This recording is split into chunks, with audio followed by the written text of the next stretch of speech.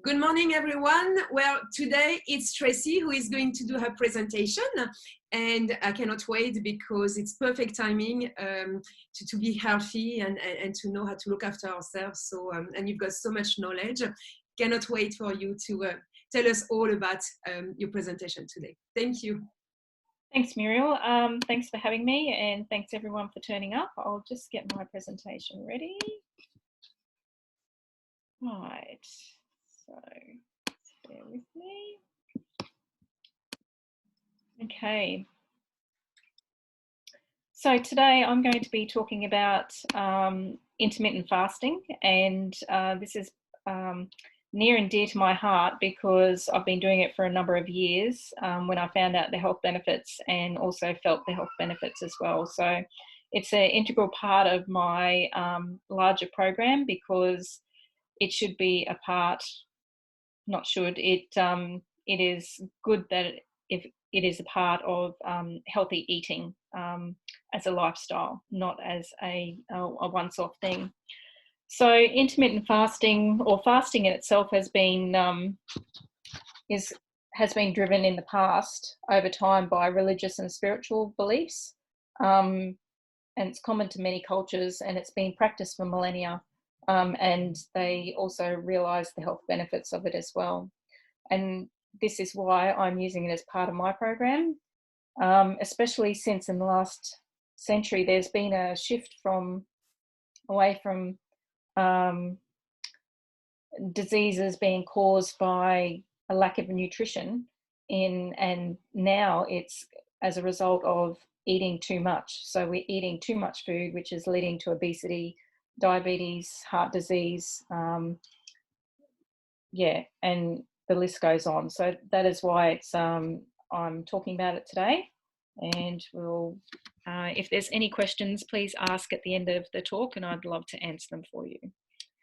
So my name is Tracey Lillis, and I'm an advocate, as I said before, of intermittent fasting.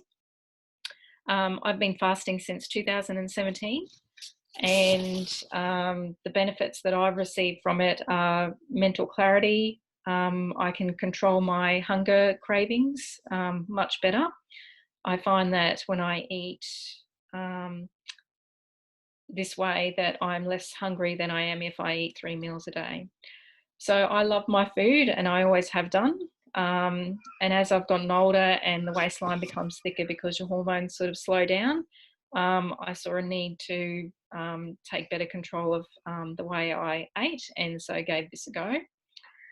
And also I've studied nutrition as part of my applied science degree at university. So that was also an interesting fact, learning about nutrition and vitamins and minerals and that sort of thing as well.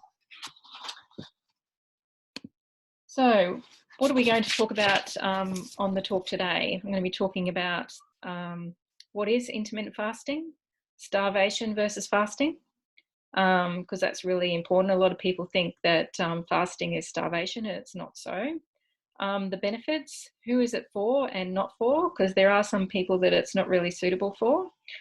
Different fasting methods, how you can break your fast, and the signs you can look for the best time for that, and some fasting tools. So what is intermittent fasting?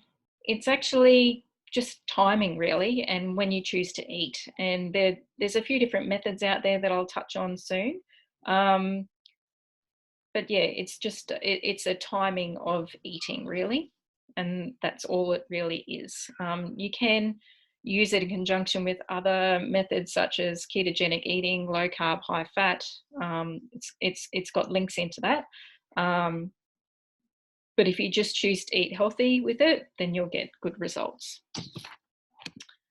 Okay, so the difference between starvation and fasting. As it says there, starving is actually severely limiting your food. And what it actually does, it slows your metabolism down. So, and it can have quite drastic effects on your metabolism permanently. So back in hunter-gatherer days, or we even see it in nations that have, they have a famine or something like that. in order to survive, the body will actually slow the metabolism down so that it can still do its vital functions, eat, breathe, run the heart and things like that. So in order to do that, it slows everything down. It's like a bear going into hibernation. And then as soon as you start eating, the body thinks, oh my goodness, I have to make sure that if this happens again, I've got the reserves for that. So then it lays it down as body fat. And that's why a lot of diets out there, no matter which way you want to, what diet you want to try, they all sort of rely on, rely on calorie intake and restriction. So fasting, as I said it before, is an eating pattern that cycles between periods of eating and not eating. And there's no calorie restrictions on it. So it tends to be easier for a lot of people to follow as a lifestyle choice. In the past, as I mentioned before, the health benefits, they were even identified way back when in Greek times, ancient Greek times. And our body is so, it's like an amazing machine. It can heal itself given the right tools. And so when we are fasting, it actually has the ability to clean out the junk, repair and everything, because it's not focusing its energy on digestion and all the tasks that go with digestion. So it actually has the ability to fix itself well when it's in a fasting state. Okay, so the main benefits of fasting, well, there's a few on the board here. Weight loss, or fat loss. So it can actually help you lose the belly fat without actually having to restrict your calories. And insulin resistance is amazing. So they've actually found that it can help protect it against type 2 diabetes, and it drops people's blood sugar levels. So that's another thing that you have to be a little bit careful for if you do have this condition, is make sure that you do it tell your doctor you're doing it, and because you may need to adjust your insulin levels because your blood sugars will even out, so you won't need as much medication. It is very beneficial for heart health, so it can reduce bad cholesterol, blood triglycerides, inflammatory markers in your heart, and also, once again, it's closely linked with diabetes, so and insulin resistance, so it can lower your blood sugars. It actually has been shown to prevent cancer. And for brain health, it is also seen to protect against Alzheimer's disease. And unfortunately, that seems to be rising in our society at the moment. It used to be an old person's disease, but it's now, unfortunately, dropping down, and people in their 40s even being diagnosed with Alzheimer's. And anti-aging effects, so increasing your longevity. It's actually shown in a few different rat studies that fasted rats live 36 to 83% longer than rats that ate on a regular basis. Okay, other little side effects that you can get are improved skin tone and health, so it makes you look younger. It stimulates new cells that grow, including in the brain, so they'll give you, make you feel a bit younger as well. Improves and balances out your hormones. And what else? I'm just thinking here. Increases, so the other benefits to your brain is it makes you feel a lot clearer, like you get a much, the brain fog tends to lift. You end up being more positive, more energy and enthusiasm, and it can enhance your spiritual connection as well. So people that are spiritually based, lots of benefits for you there. And that's why the old, back in the day, people would have medicine women and shamans and things fasted before to go into a trance to get that connection. Okay, so who is it for and not for? So this lifestyle choice is for anyone that really wants to get a real grip on their health and control, not feel like they're out of control with their eating. And it is a lifestyle choice, so it's something that is done for your life. So it has to be something that suits your lifestyle, and it can suit your lifestyle because not eating in the morning means you don't have to prepare your breakfast. So that's a benefit. And it's not really for people who jump on different bandwagons. Then again, you might give this a go and find that it's a perfect fit for you. And really, it's probably, if you've never done it before, then having a support person there that you can bounce ideas off and get some help for is a great idea. So who is this not for? Definitely not for pregnant and nursing women, because the studies aren't there, and in nursing women it can reduce milk output, and also they say the nutrition in the milk, so not particularly good for women, and women who are trying to get pregnant, because as far as trying to get pregnant goes, if you're interrupting, the studies just aren't there, so I wouldn't recommend it. That's what they say not to do. Definitely not for children, although over in Europe, as long as it's done under supervision of a doctor, they're recommending it for obese children. So here are the medical conditions that you should not do with intermittent fasting. So if you have a liver or kidney disease, you're extremely frail, malnourished, anemic, or exhausted. So that would be for people that have fatigue issues and things like that. If you have got a weak immune system, they do not recommend it. Severely high blood pressure, so it'd have to be done under supervision. And let me see.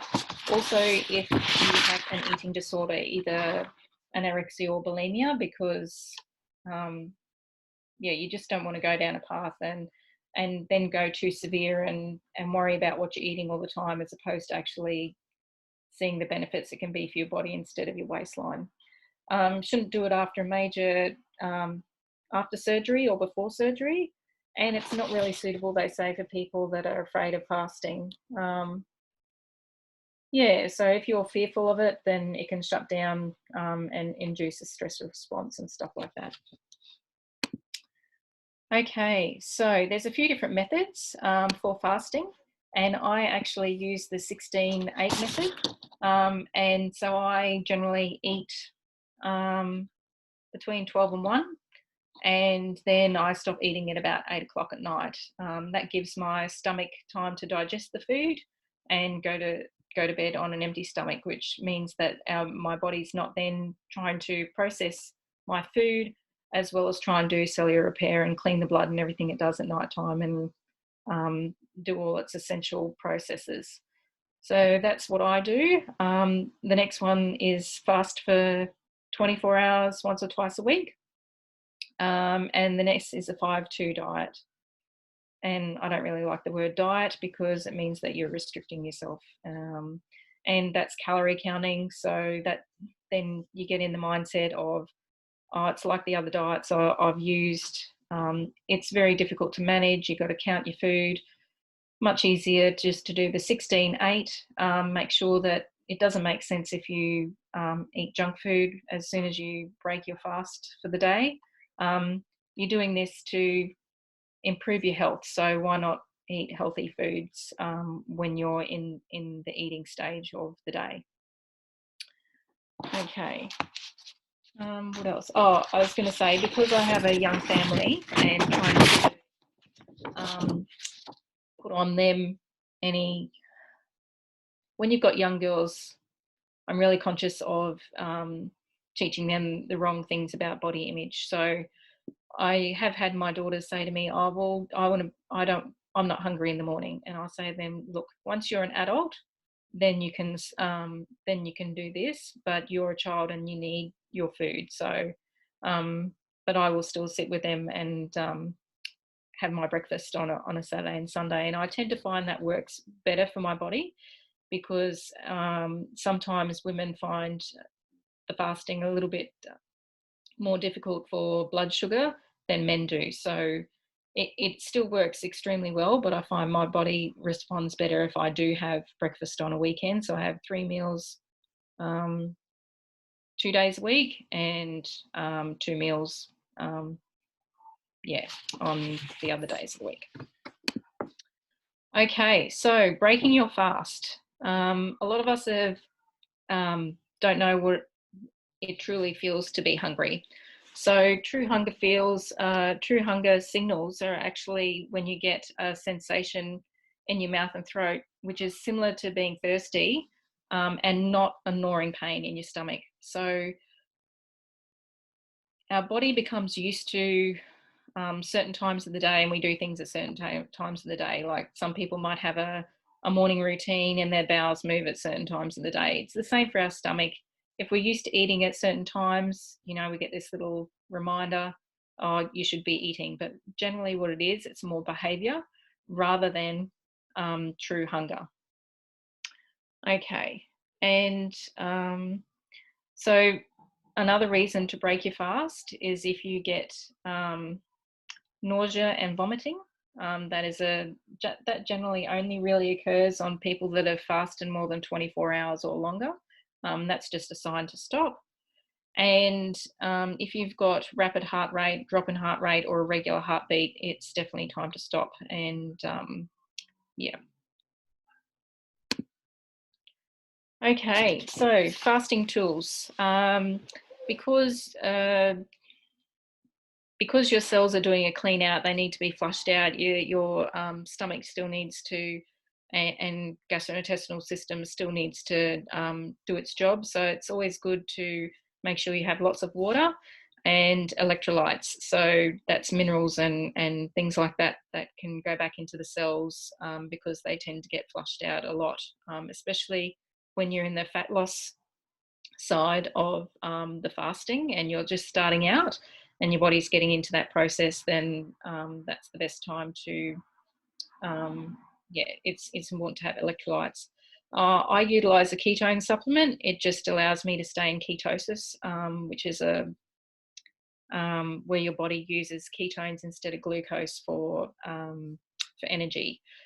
And interestingly enough, I've forgotten to throw in there that what happens to, or what used to happen in the days before medication and knowledge. So back in the dark ages, when people had epilepsy, they were seen to be possessed by the devil. So they used to actually lock them away for 3 days, and then miraculously the devil would leave and their fits would stop, their seizures.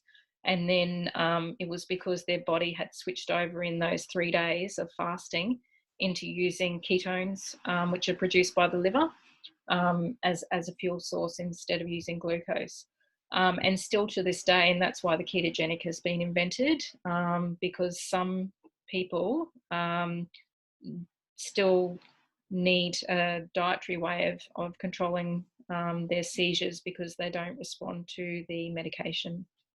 So that's a little bit of a history as to ketones. So a ketone supplement will actually keep me in ketosis for longer, keeps me burning ketones instead of glucose. So when I'm not doing a ketogenic diet and I might throw in, something that's not extremely healthy all the time, it just allows me to get back into that state instead of having to, do it for 3 days. And minerals and vitamins. If you're going to do an extended fast, like I do an extended fast, I'll do 60-hour fast just on water and some supplements just to, when I'm feeling down, when I've overeaten, say gone on a cruise or Christmas, and then afterwards I just feel absolutely terrible. And I just think, right, time to get the body back on track.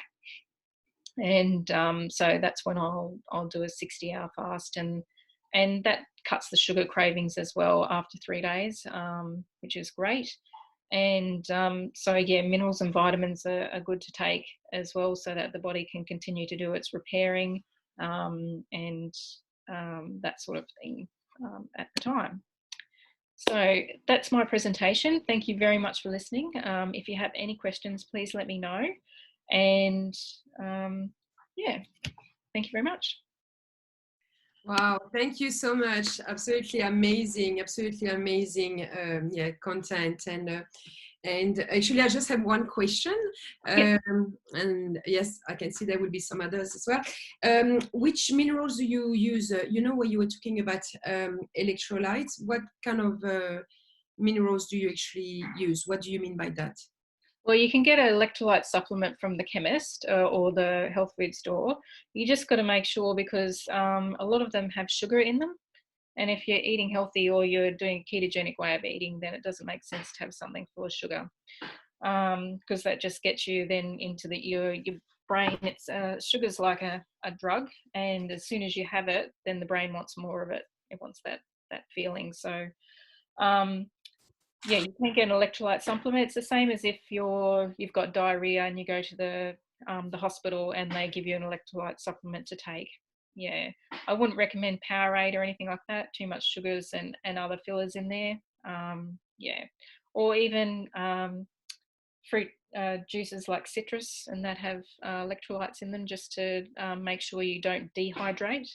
Yeah, so it's mainly a dehydration tool. Yeah, to stop dehydration.